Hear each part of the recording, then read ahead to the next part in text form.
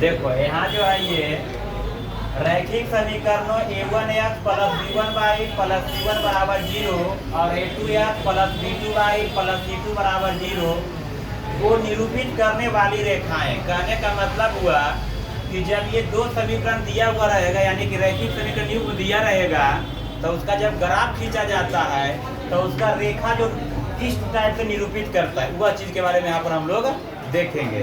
तो अगर बात करते हैं कि जब दो रेखाएं को हम लोग जो खींचेंगे ग्राफ में, तो वह क्या हो सकता है, प्रतिच्छेदी होगी। क्या होगी? तो प्रतिच्छेदी कब होती है? तो कहता है कि जब a1/a2 नॉट इक्वल b1/b2 रहेगा तो वह क्या होगी, प्रतिच्छेदी। यानी कि दोनों रेखाएं जो हम लोग खींचेंगे ग्राफ पेपर पर, तो वह क्या होगा, इस तरीका से कहीं न कहीं प्रतिच्छेद करेगी। और जिस बिंदु पर प्रतिच्छेद अगर मान यहाँ प्रतिच्छेद करती है तो इसी पर क्या होगा, x, y का वैल्यू ज्ञात होगा। और कहता है इस स्थिति में 10 समीकरण युग्म क्या कहलाता है, संगत। यानी कहने का मतलब हुआ कि जो प्रतिच्छेदी होगी वह समीकरण क्या कहलाएगा, संगत भी कहलाएगा। और इसका क्या होता है, तो अद्वितीय हल। क्या होता है, अद्वितीय हल होता है। अरे बात समझ में। दूसरा कहता है संपाती होगी। तो संपाती कब होता है, तो यानी a1/a2 बराबर b1/b2 बराबर c1/c2।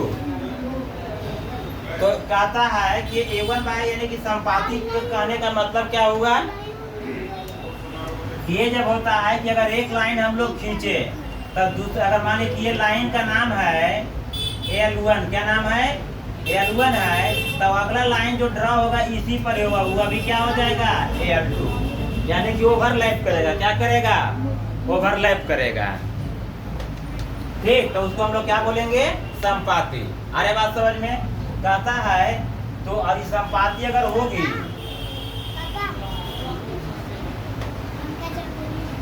तो ये क्या देखो कहलाता है, संपाती। देखो इसमें फिगर बना दिया यहाँ पर, एक तो था ना।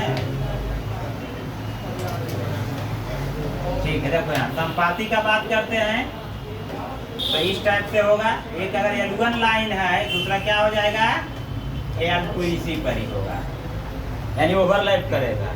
ये कहता है कि इस स्थिति में 10 समीकरण युग्म ये भी क्या कहलाता है, संगत। क्या कहलाता है, और इसका क्या होता है, तो अनंत हल होता है। कितना हल होता है, यानी कहने का मतलब हुआ कि जो इक्वेशन दिया रहेगा अगर वह संपाती होगी, उसका लाइन जब उसका हम लोग ग्राफ खींचेंगे तो क्या होगा, संपाती होगा, तो वह भी क्या कहलाता है, संगत भी कहलाएगा। और उसका क्या होता है, अनंत हल होता है। क्या होता है, अनंत हल। दूसरा बात कहता है कि समानांतर होगी। समानांतर यानी क्या, समानांतर यानी उसका जब ग्राफ खींचेंगे, ग्राफ के निरूपण के बारे में बात किया जा रहा है, तो जब ग्राफ खींचेंगे तो वह क्या होगा, समानांतर। समानांतर कहने का मतलब हुआ कि जो एक इक्वेशन का लाइन अगर इस तरीके से L1 आया है तो दूसरा लाइन क्या होगा, इसके पैरेलल होगा, यानी कि L2 होगा। अरे बात समझ में। तो ये समानांतर होती है कब, जब a1/a2 not equal b1, a1/a2 equal to b1/b2 और नॉट इक्वल c1/c2। तो ये क्या कहलाता है, समानांतर कहलाता है, पैरेलल कहलाता है। फिर कहता है इस स्थिति में समीकरण युग्म क्या कहलाता है, असंगत। क्या कहलाता है, असंगत, अर्थात इसका कोई हल नहीं होता। इसका कोई हल नहीं होता है। तो ये जो है दिया गया, ये क्या है, केवल दो इक्वेशन रहेगा, यानी समीकरण युग्म रहेगा, तो उसका जब हम लोग ग्राफीय निरूपण करेंगे तो वह 3 तरह का बात करता है। कितना तरह का बात हो सकता है, 3 तरह के। एक क्या होता है, प्रतिच्छेदी भी हो सकते हैं दोनों लाइन। दूसरा में क्या होगा, संपाती, माने कि एक दूसरे के ऊपर यानी कि ओवरलैप करेगा। तीसरा कंडीशन क्या हो, तीसरा नंबर में क्या हो सकता है कि वह पैरेलल यानी समानांतर हो सकता है। ठीक, बात रहा कि जब ग्राफ खींचेंगे तो उसका प्रतिच्छेदी होगी, उसी का केवल x y का वैल्यू आएगा। अरे बात समझ में, जिसका, अब बाकी ये दोनों में x y का वैल्यू नहीं आएगा।